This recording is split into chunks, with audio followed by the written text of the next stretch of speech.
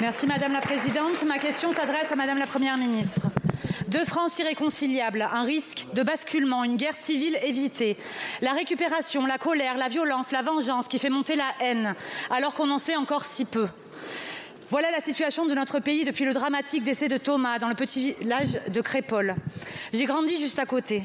Je sais l'importance de ces fêtes, à quel point elles rythment nos vies, et je ne peux qu'imaginer l'immense douleur et l'incompréhension de toutes celles et ceux qui étaient présents. Thomas avait 16 ans. Jamais il n'aurait dû mourir. Une fête de village, 16 blessés, un mort. Pour le village de Crépol et tous ceux alentours, rien ne sera plus jamais comme avant. C'est, pour certains, le miroir d'une partie de la société où l'on plante pour une moquerie, ou encore l'amorçage d'une guerre ethnique. Mais de quoi parle-t-on ? Depuis une semaine, les ratonnades d'extrême droite terrorisent toute personne qui n'aurait pas la bonne couleur de peau, la bonne religion, qui n'habiterait pas le bon quartier. Ce qui se répand, c'est la haine, des noms qu'on jette en pâture impunément. Les représailles et la vengeance aveugle, c'est du racisme, de l'islamophobie. La vérité, Madame la Première ministre, c'est que cette haine qui se répand, c'est l'aboutissement de tant d'échecs et que la promesse républicaine n'a plus de valeur parce que vos politiques l'ont affaiblie. Elle n'est qu'un joli discours masquant la fracture territoriale, le sentiment d'être toujours relégué pour toutes les jeunesses de France. L'ordre, l'ordre, l'ordre peinent à masquer la jeunesse mise au pas du SNU, les 49.3, les ministres devant la justice, les bras tendus à l'extrême droite et les manifs pour rien. Alors oui, je sais, les promesses n'engagent que ceux qui y croient. Mais la promesse républicaine n'est pas une petite promesse. C'est la garantie de notre vivre ensemble, le fondement de ce que nous sommes. Et à Crépol, tout comme à la Monnaie, on a souvent l'impression qu'elle n'est pas faite pour nous. Elle devrait être votre seul cap. Vous avez failli.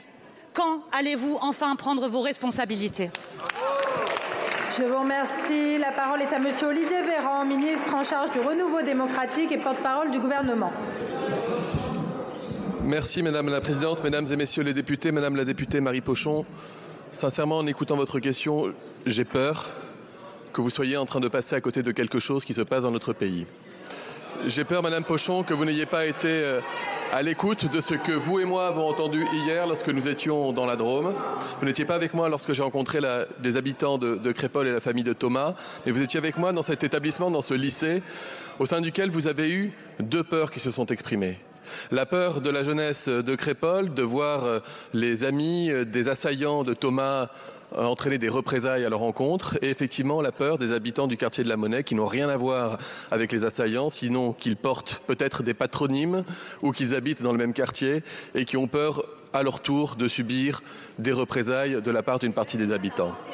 Madame Pochon, quand on parle de risque de basculement de la société, évidemment ce que nous ne souhaitons pas et ce contre quoi nous luttons avec détermination, c'est lorsqu'il apparaîtrait qu'il y aurait comme deux France qui se feraient face et qui ne seraient plus capables de communiquer, et quand on serait dans la généralisation. Je laisse cela, Madame la députée, aux extrêmes. Vous ne pouvez pas faire le lien dans la question que vous posez, vu la douleur des familles, vu la douleur et la peur que nous avons ressenties dans la Drôme, vu la nécessité que la République soit à la hauteur et que la cohésion nationale soit la meilleure réponse à apporter à la haine. Vous ne pouvez pas faire le lien dans votre question avec des choses telles que le 49.3 ou le SNU.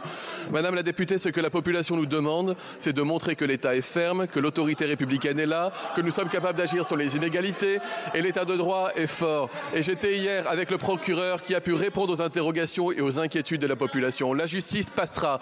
Jamais une intervention aussi groupée n'a été aussi bien réalisée dans des délais aussi courts. 9 personnes ont été arrêtées en moins de 3 jours. Les chefs d'accusation retenus par le procureur sont passibles pour l'auteur de l'assassinat présumé de la peine de prison à perpétuité. C'est cela que la population a besoin d'entendre. Et ce que dit la Première ministre tout à l'heure et ce que dit à l'envi et à raison Monsieur le ministre de l'Intérieur, que nous luttons contre ces bandes armées qui sèment la pagaille et la terreur dans nos villes et dans nos campagnes. Merci Monsieur le ministre.